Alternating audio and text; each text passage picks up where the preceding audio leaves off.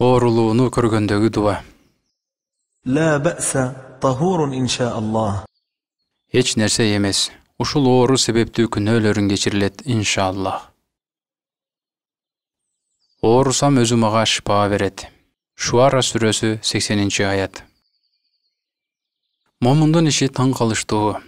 Анын баардык иши жакшылык. Мындай бир гана момунга таандык. Эгер жакшылык жетсе шүгүр кылат. Ага жакшылык болуп жазылат. Ал эми жамандык жетсе сабыр кылат. Бул дагы ага жакшылык болуп жазылат. Хадис Муслим рываяты.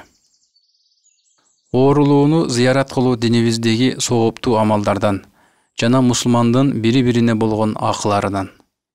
Биз мындай сооптуу ишке кайдыгер карабашыбыз керек.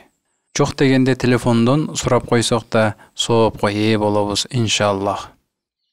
Аллахтын элчиси айтты, ага Аллахтын салават саламдары болсун. Эгер бир мусулман башка мусулман оорулуу бир тууганын акыбалын сураганы барып, кайра кайтканча бейиштин мөмөсүндө деди. Андан бейиштин мөмөсүндө дегени кандай деп сурашты. Анда ал бейиштеги бакты мөмөсүн терип жүргөндөй деди. Хадис Муслим рываяты. لا بأس طهور إن شاء الله.